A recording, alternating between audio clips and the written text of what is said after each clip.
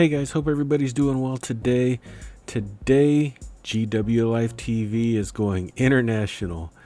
Yes, we're going international today. We're going to look at an ETF that has international exposure, pays you a great dividend yield. You kind of have to be a little bit of on a contrarian, and what that means is you buy things that are out of favor or hasn't performed very well, just in case, not just in case, you expect things to go up or recover. And that's kind of what this ETF is about. But it does pay you a healthy 6% dividend yield.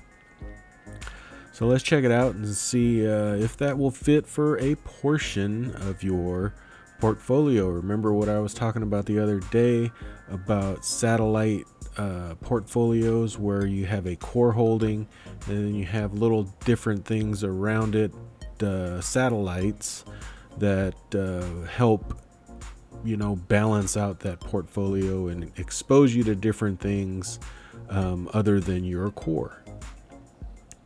So if you're new here, please consider giving me a like, subscribe, and all that stuff. Leave me a comment down below. Let me know you're new here. We have great conversations down in the comment section. I do a lot of ETF reviews here. I cover some covered call strategies, like a paper. I do a paper portfolio that will generate income in retirement unconventionally, and I just want to see how that works over time. I also share monthly dividend updates on my personal portfolio here, so if that interests you, give me a subscribe and a like and all that good stuff. Also, a lot of you have been using it, and I really appreciate it, and that is the Amazon link that's in the description. If you would like to leave me a tip at no cost to you, use that Amazon link down below to purchase anything you want on Amazon, and it will give me a small commission on qualified purchases, and I would really appreciate that. And all those that have done it, truly, really, from me, thank you very much. So what ETF are we talking about today? We are talking about IDV, and that's the iShares Dow Jones International Select Dividend Index Fund. Excuse me. Now, what this does is it tracks the investment results of the Dow Jones EPAC Select Dividend Index. Now, what we're going to look at is what is the EPAC Dividend Index.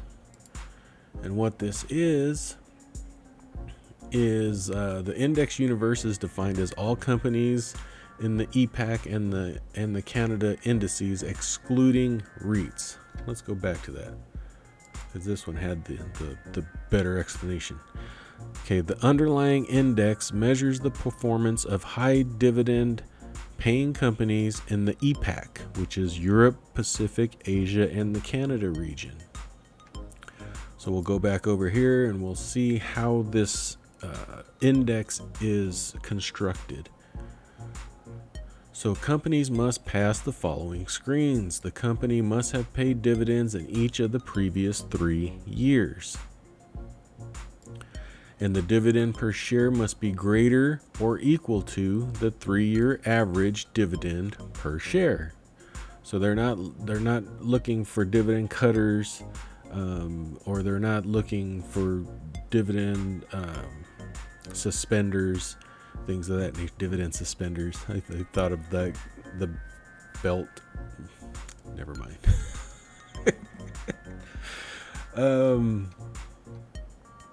Let's see, a 5-year average dividend coverage ratio greater than or equal to 2/3 of the 5-year average dividend coverage ratio of the corresponding S&P BMI country index, or greater than 118%, whichever is greater. How they come up with these rules is just, it boggles my mind. It really does.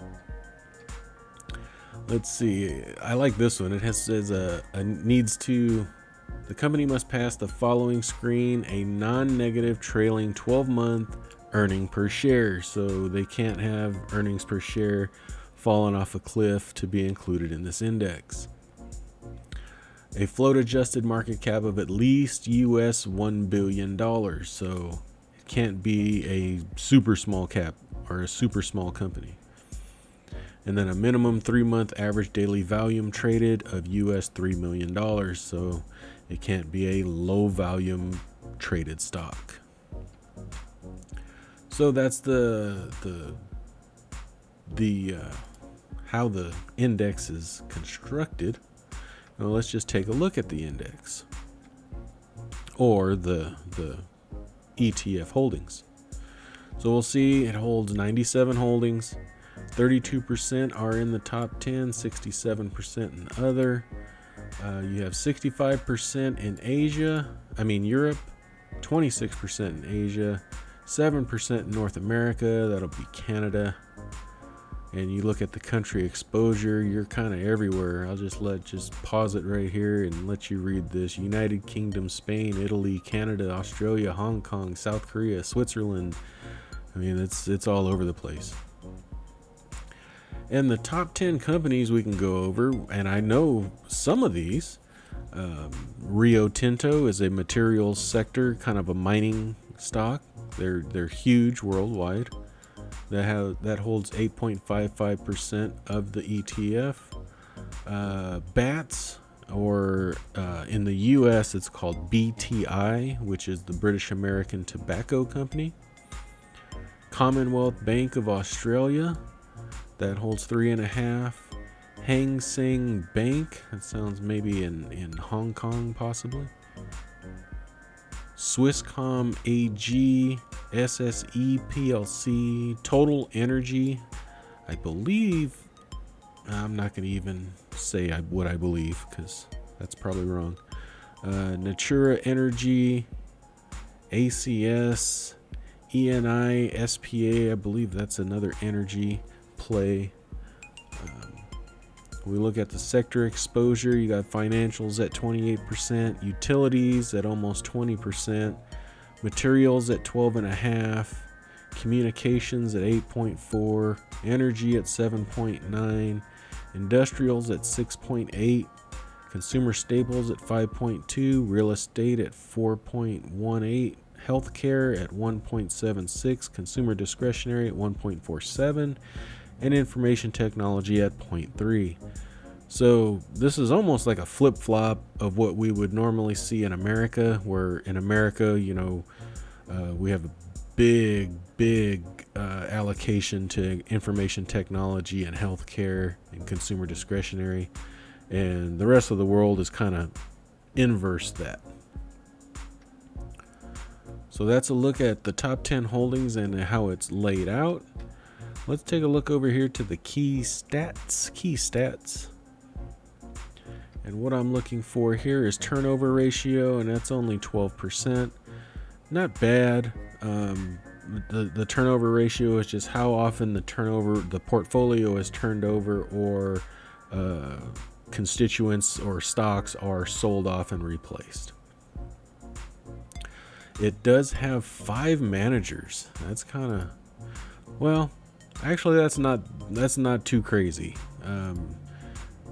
because if you look back to the portfolio composition here, and you got 1, 2, 3, 4, 5, you probably got 20 countries represented in here, and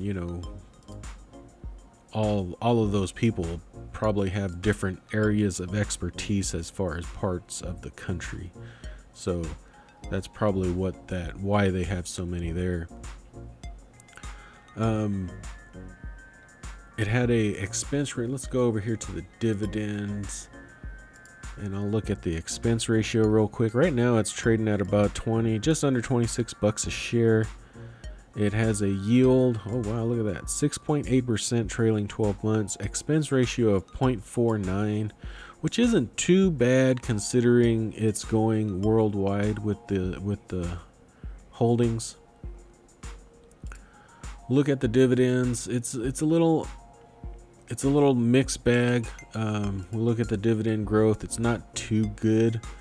10-year growth rate overall of 5%, but it has decreased here lately, or this 1-year growth rate is back down 5%. So if we look at the dividend history, it's not too bad. It's gonna be choppy, just like most quarterly pairs. Standard pairs are gonna be kind of choppy in their dividend history. But 6.8% dividend yield. Can't complain from international funds. But like I said, you almost have to be a contrarian, because for the past, since inception, I don't think this has made any money except for the dividend. So let's check out and see what it's done. We're not going to compare it to the let's compare it to the S&P since inception. And what you'll see here, the IDV is that black line, if you can follow that, and it's pretty much been flat since 2007. So with dividends reinvested, you got 2.4%, and with the SPY or SP 500, S&P 500, you got 186%. But there was another one. What I wanted to show is this chart over here on Seeking Alpha, and we'll go to the max chart.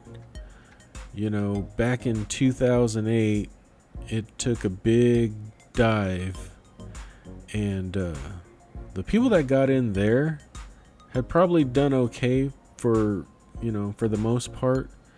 And then we've had this other big dive in March, and that's why I say sometimes when you see an ETF drop like that, that goes with almost anything. If the fundamentals are solid, usually it'll recover, right? So just like here, it got down to $15 a share back in 2009, and they doubled their money in less than a year. So it's had spots of good performance. 2013 here was $32 and it went up to $40. I mean, I almost think pick your spots with a fun international fund like this. Another argument is you don't even need international, because